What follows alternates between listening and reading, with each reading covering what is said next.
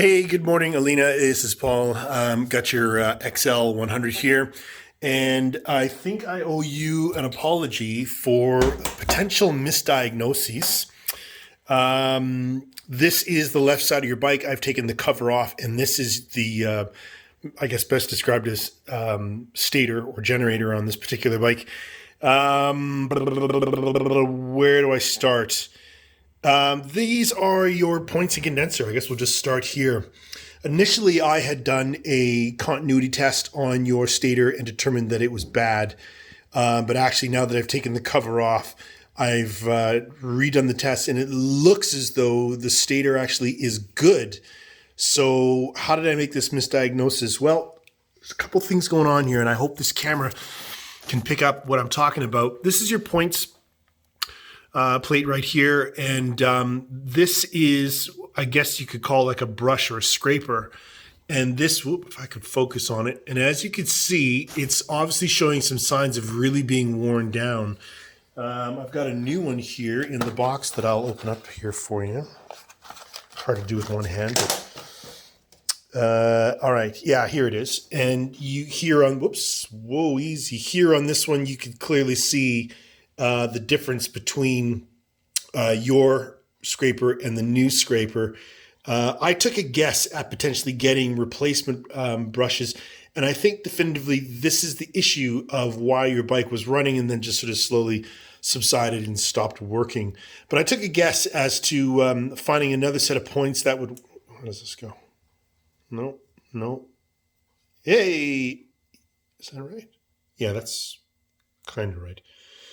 Because it is nearly impossible to find factory points for this particular bike. I don't think this is going to work, but I am going to sort of fiddle around and see if maybe I could make it work or take some of this mechanical stuff off and replace. I don't know. I'll see if I could figure it out.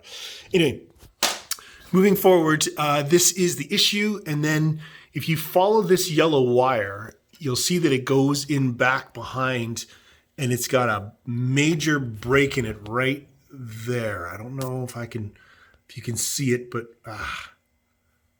focus is not my strength. Hold on a second. Continuing on with the video. Okay, so you can see that kink in the wire there. I'm just going to point at it with this screwdriver just so we're perfectly clear, but you see that it's right there. There's a break in the wire. And then that wire follows along behind this velvet brush and then goes around behind the first winding and then comes up and joins up with the rest of the bike. This connector goes in right there. All right, so we've got some issues with respect to replacing just the points, which have been worn down. The wiring behind it, if I just disconnected it here and reconnected new ones, this wiring being brittle as it is, I'm suspect it's going to cause a problem. Even in the removal and replacement or servicing of the wiring, it's going to get a little labor heavy. I'm going to call it, I don't know, maybe 2 hours to pull this plate off, pull that wire through. Pull that wire through, replace that wire it back through, and reconnect it, soldering, etc., etc. Other wires are going to break. It's just the vintage of the bike while I do this. And it's going to require some finesse and going to be fairly gentle getting it done. Okay, so you might be asking why or how how this brush got worn down. And it comes down to this fairly unique, pull this out, this is magnetic, this fairly unique timing advance. That worn down brush runs against this. This is actually a cam. And this cam, which is offset in its shape, it's more shape of an egg than it is a circle. That brush runs against here. And as this turns with the speed of the engine, that brush moves up and back.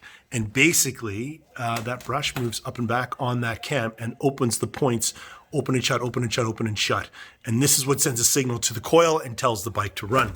The problem with this particular device is if I turn this cam, you might be able to see the mechanical advance inside, which is just in here. You'll see the mechanical advance move. You see how that works? There's the other side. That's how that works. And this is to advance it. This cam, which is loosey-goosey to the feel, is potentially part of the reason why your brush is worn down. This actually slides onto the crankshaft and should find center, but my suspicion is that it's not centered because, well, you know, old bikes tend to do funky things. This keyway, it's complicated. I'm so sorry for this video, but this keyway right here, it goes down inside this shaft. I'm not sure if you could see where the lock is. There it is on the bottom. You see that little spot there. So right in there is where it goes. This is so loose. And that locks the flywheel onto the crankshaft, but it doesn't necessarily center this guy here onto position, and thus to keep it stable and straight, so that when it turns with some accuracy and tells the points to open and shut the way it should. So we've got some issues here. I can't say, but you know, especially that this is worn down. It's just my suspicion because, you know, like you guys were saying, the bike ran great and then eventually just sort of slowed down and just didn't want to run at all. But this is the issue. And moving forward, I don't think you need a coil.